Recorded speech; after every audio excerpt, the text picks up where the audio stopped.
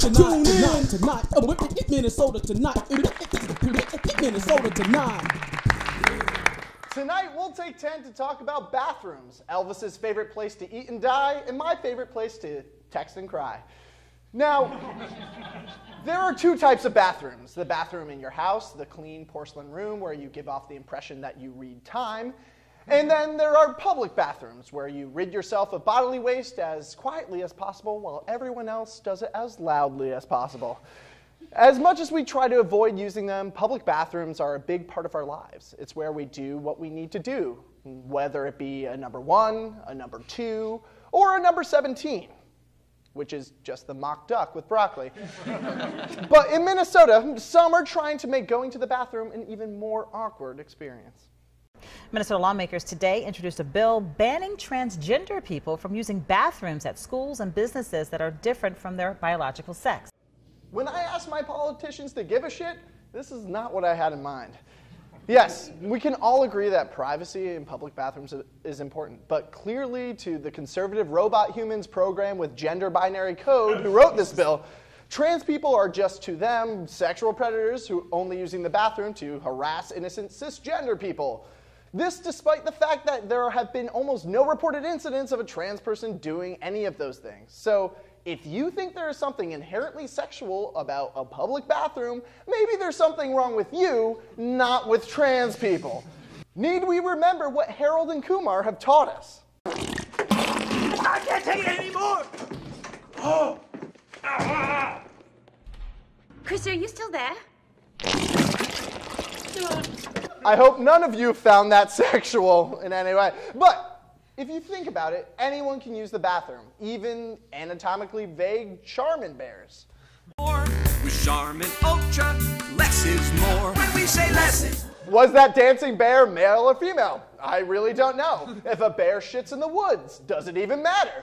And well, it might not matter for that Charmin bear. It does matter where a human trans person goes, because bathrooms are dedicated to specific genders. That means that they speak to the identity of the people using them. So those women using a women's restroom see themselves as women, and the men using the men room see themselves as men, because they certainly are. And if you force someone into a bathroom that they don't think they belong into, you're forcing them into an emotionally compromising situation which betrays their sense of self and their competence. And on top of all that, it's logistically impossible. I mean, many transgender people are indistinguishable from cisgender people, like this man who was born female, or this woman who was born male, or this man. I actually don't know whether this guy was born male or female because it's a stock photo, and I know as much about this guy as anyone else entering a public bathroom.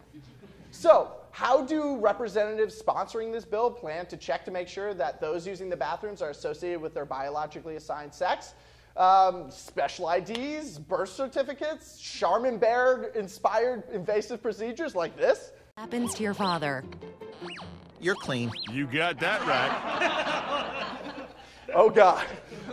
Really, nothing says protecting privacy like requiring everyone to present their birth certificate every time they need to go pee.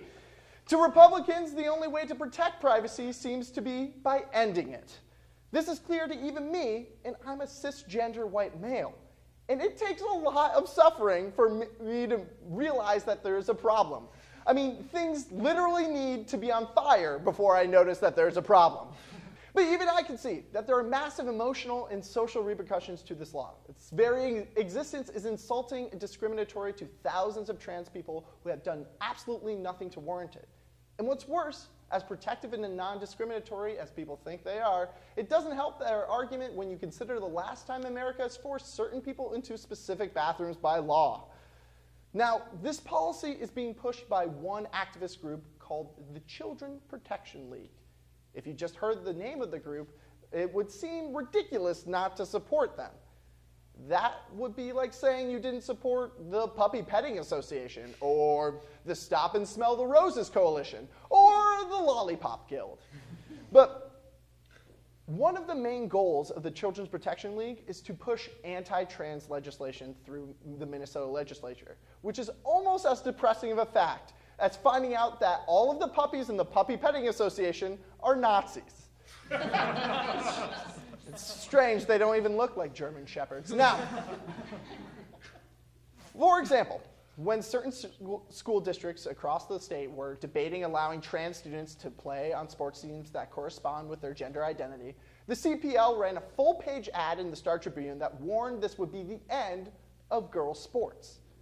This ad is clearly transphobic, but it also is making sense-phobic.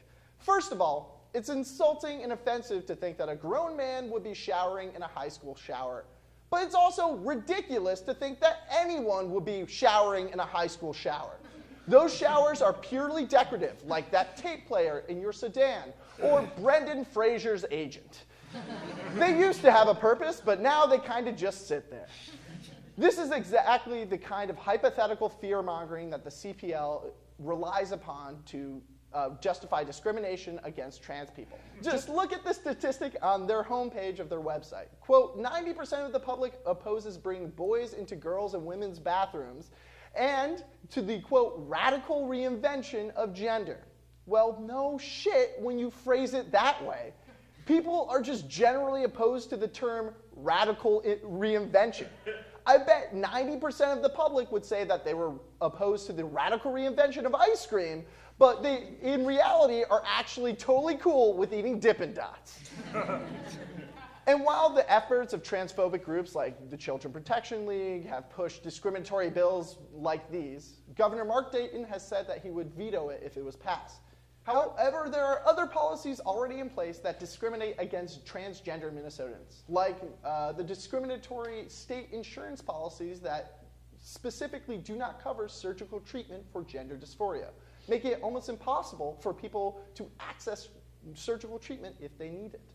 It's going to take a concerted effort to change laws like these, that explicitly discriminate against trans people. But the first step is to not pass these laws. So to conclude, we would like to address the lawmakers supporting the bathroom bill. If you are so set on discriminating against people doing stuff in public based on their fundamental aspects of their identity, it shouldn't be based on their gender. It should be based on something more reasonable, like, I don't know, their names. Listen, this is going to sound far-fetched, but you laughed at the Charmin Bear thing, so just hear me out. Thinking trans people are going to do terrible things doesn't make any sense, but thinking a guy named Bud might do something terrible does kind of make sense if you believe every incendiary claim about people born with the name Bud. Or, for example, I feel uncomfortable with anyone named Trevor working out in a public gym. Because although I have no evidence for this claim, I have heard that they lick all the dumbbells. Gross, right? Someone should probably pass a bill separating Trevor so they don't lick the dumbbells in their own gyms. Or we could just ban Jessicas from entering libraries because even though it's never happened before, we all know that they're just going to release a flock of geese in the poetry section.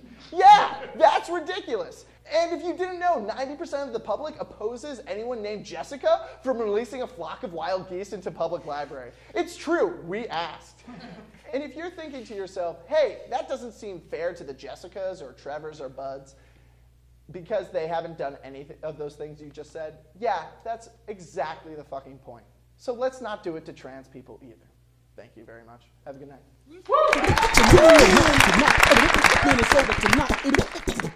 Minnesota tonight. Yeah. Tune in. Minnesota tonight. Tune in. Minnesota tonight. Minnesota tonight. Minnesota tonight.